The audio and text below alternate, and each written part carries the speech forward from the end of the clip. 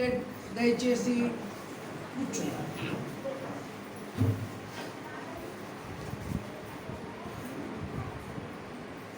ప్రభునందు అత్యంత ప్రియమైనటువంటి దేవుని బిడ్డలారా, ఈ ఆరాధనకు ఇచ్చేసిన మీ అందరికీ శుభాలు దీవులను తెలియజేస్తున్నా. దేవుడు మిమ్మల్ని దీవించి ఆశీర్వదించుగాక. చదవబడిన లేఖన భాగాన్ని జ్ఞాపకం చేసుకుంటే మత్తయి సువార్త 5వ అధ్యాయము 13వ వచనం. మీరు లోకములకు ఉప్పై ఉన్నారు. ఉప్పు నిస్సారమైతే అది దేని వలన సారం పొందును? అది బయట పారవేయబడి మనుషుల చేత త్రొక్కబడితే కానీ మరి దేనికి పనికిరాదు. ఈరోజు మన ధ్యాన అంశం యు ఆర్ ది సాల్ ఆఫ్ దిస్ వరల్డ్. నీవు ఈ లోకములకు ఉప్పై ఉన్నావు. కాంటెస్ట్లో వాళ్ళు జ్ఞాపకం చేసుకుంటే ప్రభువుని యేసుక్రీస్తు కొండ ఎక్కి కూర్చున్నాడు. ఆ శిష్యుడు వచ్చి ఆయనతో పాటు కూర్చున్నాడు. ఆ సమయంలో ప్రభు వారికి ఎన్నో విషయాలు నేర్పించారు. దీన్ని అందరూ ఏమనంటారంటే కొండ మీది ప్రసంగం అంటారు. దేవుని పరిశుద్ధ గ్రంథంలో నుండి మత్తయి సువార్త 5వ అధ్యాయము 6, 7 అధ్యాయం యేసుక్రీస్తు ప్రజలు కూర్చొని అనేక విషయాలు తెలియపరిచారు. శర్మనాన్ని కావచ్చు కొండ మీది ప్రసంగంలో ఉంటారు. ఈ కొండ మీది ప్రసంగంలో క్రైస్తవునికి ఒక రాజ్యాంగం లాంటి కాన్స్టిట్యూషన్. ప్రతి దేశానికి ఒక రాజ్యాంగం ఉంటుంది. ఆ రాజ్యాంగం ప్రకారం ఆ దేశంలోని ప్రజలు నడుచుకుంటూ ఉంటారు. అలాగే క్రైస్తవునికి ఉన్నటువంటి శ్రేష్టమైనటువంటి రాజ్యాంగం కాన్స్టిట్యూషన్ ఏంటి అంటే ఈ పొడవిది ప్రసంగం చాలా ప్రాముఖ్యమైనటువంటిది. ఈ లోకంలో మనం జీవించడానికి, పరలోకంలో ప్రవేశించడానికి, పరలోకంలో ప్రవేశించిన మనం దేవుని నుండి శ్రేష్టమైనటువంటి బహుమతి పొందుకోవడానికి ఈ పర్వత ప్రసంగం చాలా ఉన్నతమైనటువంటిది. ఒక మాటలో చెప్పాలంటే ఈ బైబిల్ గ్రంథం యొక్క సారాంశం అంతటిని రంగరించి ఈ ప్రసంగంలో దేవుడు గురించి చేయించారు. హల్లెలూయా. ఇందులో ఎన్నో విషయాలు ప్రస్తావించారు. మొదట ఆయన ధన్యులు ఎవరైన విషయాల గురించి చెప్పవచ్చారు. ఎవరు ధన్యులు? Who is blessed persons? దేవుని చేత ఎవరు ధన్యులు అని గుర్తున్న వారు ఆ విషయాల గురించి డిస్కస్ చేశారు. నవధన్యతలను తెలియపరిచారు. ఆ తర్వాత ఆయన 2 పోలికలను ఆయన మనుషులు తెలియపరిచారు. యేసును నమ్ముకొని విశ్వాసంలో జీవిస్తున్నటువంటి వారు ఇలా ఈ 2 పోలికలు కలిగి జీవించాలి అని తెలియపరిచారు. మొదటి పోలిక, మీరు లోకములకు ఉప్పై ఉన్నారు. యు ఆర్ ద సాల్ ఆఫ్ దిస్ వరల్డ్. మీరు ఈ లోకములకు ఉప్పు.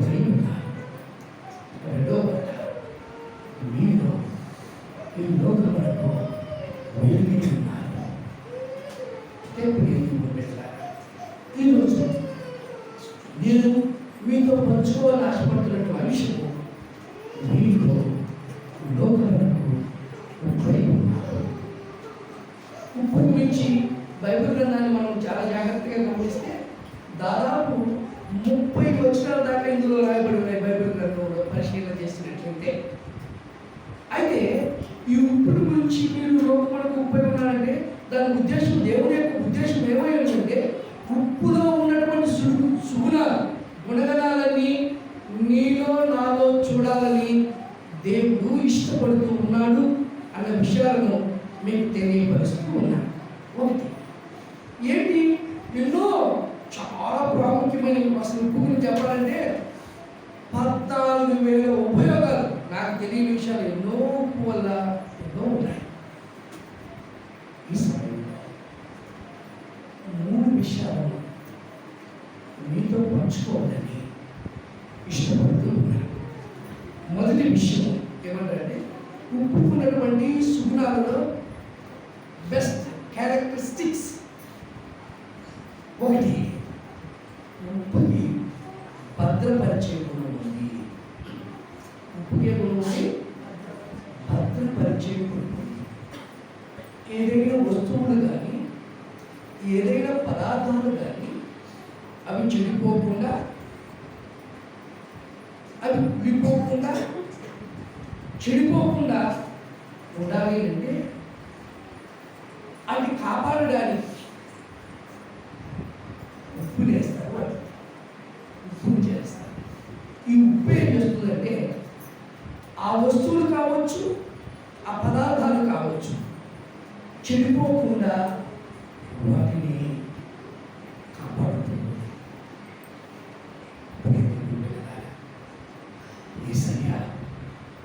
మీరు ఈ లోకానికి ఉప్పై ఉన్నారు అంటే ఉప్పు ఎలాగైతే చెడిపోకుండా, నశించిపోకుండా కాపాడుతూ ఉందో అలాగే మనము మనతో ఉన్న వారిని భద్రపరచడానికి, కాపాడడానికి మనం ఆ ఉప్పులాగా పనిచేసే వారిగా ఉండాలి అన్నది దేవుని యొక్క ప్రధానమైనటువంటి ఉద్దేశమై ఉన్నది. హల్లెలూయా.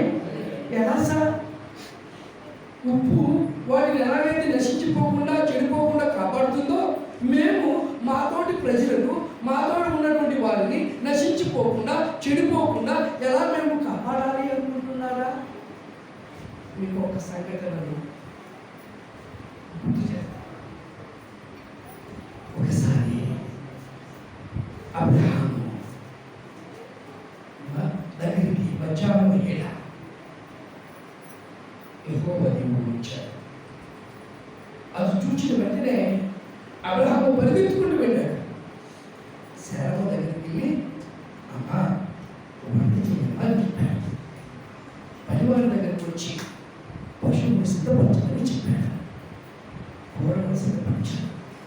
ఆయన వచ్చి, అయ్యా ఈ భోజనం చేసి వెళ్ళండి అన్నాడు. భోజనం చేశాడు. వెళుతూ అబ్రహాంతో మాట్లాడాడు. అబ్రహమా, నీకు కొడుతుందయ్యా, ఇదిగో ఆ కొరతను తీరుస్తా. మళ్ళీ మేదటికి ఇదే సమయంలో నేను ఇక్కడికి వస్తాను. మీదటికి మళ్ళీ ఇదే సమయంలో నేను ఇక్కడికి వస్తాను. అప్పుడు మీ భార్య అయిన శారా గర్భము ధరించి మీకు కుమారుని కలిగిస్తుంది. హల్లెలూయా. సంతోషంగా స్వీకరించారు. అనేక విషయాలు డిస్కస్ చేసి యెహోవా దేవుడు వెళ్ళిపోతుంటే అబ్రహాము గారు ఆయన సాగిన పొలానికి వెళ్ళి మళ్ళీ వచ్చి ఆయన ఏ స్థలంలో అయితే ప్రార్థిస్తూ ఉంటాడో ఆ దేవుని సన్నిధిలో ఉన్నాడు. అలాంటి సమయంలో వెళ్ళిపోతున్నటువంటి దేవుడు ఆగి, Abraham is my friend, Abraham నా స్నేహితుడు, నేను చేయబోతున్నటువంటి విషయాలు నా స్నేహితుడైనటువంటి అబ్రహాముకు నేను దాచదనా? ఎందుకు? మంచి ఫ్రెండ్స్, ఎవరికైనా స్నేహితులు ఉన్నారు అంటే ఆ స్నేహితులు మధ్య ఏముండదు తెలుసా? దాపరికాలు ఉండవు. అలాంటి బెస్ట్ ఫ్రెండ్ మనకు ఒకరైనా ఉన్నారా? అంటే మంచి ఫ్రెండ్స్ విషయంలో వాళ్ళిద్దరి మధ్య ఏ దాపరికము ఉండదు. అబ్రహాము దేవుడు అనుకున్నాడు నా ఫ్రెండ్ కాబట్టి అబ్రహాముకి ఏది దాచుకోవడం అనుకున్నాడు. నేరుగా అబ్రహాం దగ్గరికి వచ్చి, అబ్రహమా నేను చెప్పకుండా వెళ్ళకూడదు, ఇదిగో సొదొమ గొమొర్రా పట్టణాలు వారికి పాపము ఎలా ఉంది అంటే చాలా కష్టం. ఆ పాపము, ఆ పరిహారము అబ్రహామ దానికి సంభవించిపోతున్నటువంటి పరిస్థితులన్నిటినీ వివరించి చెప్పేశాడు. సొదొమ గొమొర్రా యొక్క పాపం మహా ఘోరమైనటువంటిది. అలా ఘోరమైనటువంటి పరిస్థితిలో దాని పర్యవసానంగా ఇదిగో దానికి సంభవించబోతుంది ఈ పరిస్థితి అని చెప్పినప్పుడు అబ్రహాం ఆ సొదొమ గొమొర్రా పట్టణాలు నాశనం అయిపోతుంటే అబ్రహాం గారిని మోకరించి, ప్రభువా ఆ సొదొమ గొమొర్రా పట్టణాల్లో 50 మంది నీతిమంతులు ఉన్నారు కదయ్యా, నువ్వు ఆ పట్టణంలో వారి పాపము నిమిత్తం ఆ పట్టణాలను నువ్వు పాడు చేస్తూ ఉంటే 50 మంది నీతిమంతులు కూడా వారిలో బలైపోవలసిందే కాదయ్యా. కాబట్టి ప్లీజ్ దయవుంచి వాళ్ళ నిమిత్తము వాళ్ళ పట్టణాలను కాపాడయ్యా. అంటే నాశనము కాబోతున్నటువంటి ఆ సొదొమ గొమొర్రా పట్టణాల కోసం ఈయన ఏం చేస్తున్నాడంటే ఇక్కడ విజ్ఞాపన చేస్తూ ఉన్నాడు. హల్లెలూయా. ఆ పట్టణాల భద్రత కోసం, ఆ పట్టణాల్లో ఉన్నటువంటి జనాల భద్రత కోసం ఇక్కడ కూర్చొని అబ్రహాం గారు విజ్ఞాపన చేస్తూ, అయ్యా ఒకవేళ 50 మంది లేకపోయినా 45 మంది ఉన్నా, 40 మంది ఉన్నా, 30 మంది ఉన్నా, చివరికి 10 మంది ఉన్నా వారి నిమిత్తమైన ఆ పట్టణాలు నాశనం కాకుండా ఆ పట్టణాలను కాపాడయ్యా, భద్రపరచయ్యా అని చెప్పి అబ్రహాము విజ్ఞాపన చేస్తూ ఉన్నాడు. హల్లెలూయా.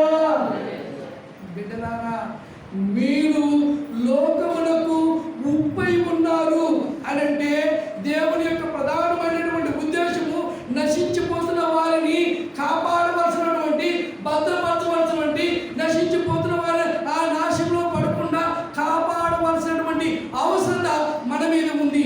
ఎలాగా అంటే ఆనాడు అబ్రహాము ఎలాగైతే వారి నిమిత్తము విజ్ఞాపన చేశాడో ఈరోజు విజయవాడలో సంభవించినటువంటి వరదలు ఒక్క మాట చెప్పాలంటే ఉధృతంగా రాత్రికి రాత్రి నీళ్లు విడిచిపోయే ఇష్టంలా ఎవరికి తెలియకుండా అనేక గ్రామాలు ఆ విజయవాడ పట్టణం అంతా వరద విభిక్షంలో మునిగిపోయి ఉంది. ఈ రోజుకి తెప్పరిల్లుతున్నటువంటి పరిస్థితులు ఖమ్మం మహానగరంలో కూడా అలాంటి క్లిష్ట పరిస్థితులు. ఆనాటి పరిస్థితుల్లో అబ్రహాం ఏం చేశాడంటే ఆ సొదొమ గొమొర్రా పట్టణాలు అయ్యా ఇలా 20 తాండవ కాబోతున్నాయా, ఆ నాశనం మధ్య వాటిని కాపాడనని ఉప్పు వలె వాటిని కాపాడుకు భద్రపరచుటకు అబ్రహాము ఎలాగైతే విజ్ఞాపన చేశాడో ఈరోజు ప్రతి క్రైస్తవుని మీద, విశ్వాసుల మీద ఈ బాధ్యత ఉంది. విజయవాడ మహానగరం మాకు ఎందుకులే, మా ప్రాంతం కాదు, ఖమ్మం ఎందుకులే, మేము సేఫ్ జోన్లో ఉన్నాం అనుకుంటున్నారా? అబ్రహాం కూడా సేఫ్ జోన్లో ఉన్నాడు. కానీ ఏ పట్టణాలైతే నాశనమైపోతున్నారో ఆ నాశనమయ్యే పట్టణాల కోసం ఈయన ఏం చేశాడంటే వెలుగెత్తి విజ్ఞాపన చేశాడు. హల్లెలూయా. ఈ హైదరాబాద్ మహానగరంలో ఉన్న ప్రతి క్రైస్తవుడు, ఈ తెలంగాణ దేశంలో ఉన్న ప్రతి క్రైస్తవుడు ప్రార్థిస్తే, ప్రతి క్రైస్తవుడు ప్రార్థిస్తే ఆ కష్టాల మధ్య ఒక విషయం చెప్పిన ఆంధ్ర క్రైస్తవ కళాశాల ACTCలో నాతో పాటు 4 సంవత్సరాలు నడుచుకున్నటువంటి శ్యామ్ బాబు అనేటువంటి CSI పాస్టర్ గారు సింగ్ నగర్లో అపార్ట్మెంట్లో జీవిస్తూ ఉన్నారు. 3 రోజులైంది వాళ్ళ అపార్ట్మెంట్లో ఉన్నారు. వాళ్ళ కుమారుడు దైవ ప్రజ్ఞ, నానా దాహంగా ఉంది అని ఒక మాట చెప్పాడు. కుమారుడు నీళ్ళు అడుగుతున్నాడని చెప్పి కిందకు వచ్చాడు. నీళ్ళు కోసం ఆయన ప్రయత్నం చేస్తూ వెళుతూ ఉన్నాడు. నీళ్ళ కోసం వెళ్ళినటువంటి పాస్టర్ శ్యాంబాబు మళ్ళీ తిరిగి రాలేదు. ఏదని తిరిగి చూస్తే భార్య కుమారుడు ఇంట్లో వినిపిస్తున్నాడు, పోయిన వాడు ఇంకా రాలేదని. రెండో రోజు శవమైతే ఆ కుటుంబం అలమటిస్తూ ఉంది, అల్లాడుతూ ఉంది. చూడండి, నా చట్టపడి వారు అనుభవిస్తూ అలానే కాదు, చాలా మంది ఆ ఇళ్లలో వచ్చిన వంట బుద్ధుడికి పైకి కొన్ని కిందలు కొట్టుకోబోయి భార్యాభర్తలు చనిపోయారు, బిడ్డ ఒకటే మిగిలారు. ఎందులో ప్రభు వాళ్ళ నగలు, బంగారు, ఇంటి, డబ్బు, వస్త్రాలు దాచుకొని అంతా కొట్టుకోపోయినారు. ఈరోజు నిరాశులైపోయారు. తినడానికి తిండి లేక ఎవరికి బట్ట ఇస్తారా, ఎవరికి పట్లం ఇస్తారని ఎదురు చూస్తున్నటువంటి పరిస్థితులు విజయవాడ మహానగరంలో ఆందవిస్తూ ఉన్నాయి. ఆకలికి ఆవటిస్తూ ఉన్నారు. పరిస్థితులు ఆ ప్రభుత్వాలు సహాయపడుతున్నా ఆ ప్రజలందరికీ అందలేనటువంటి సహాయం. ఈ పరిస్థితుల మధ్య క్రైస్తవునిగా నీవు లోకానికి ముప్పై ఉన్నావన్న రీతిలో నీకు నాకు ఎలాగైతే ఆ రోజు విజ్ఞాపన చేశాడు అబ్రహాము, అయ్యా ఆ పట్టణంలో నీతి మంత్రులను వారి నిమిత్తం ఆ పట్టణాన్ని కాపాడండి. దేవుని బిడ్డలారా, ఒక్కసారి మనం ఆదికాండము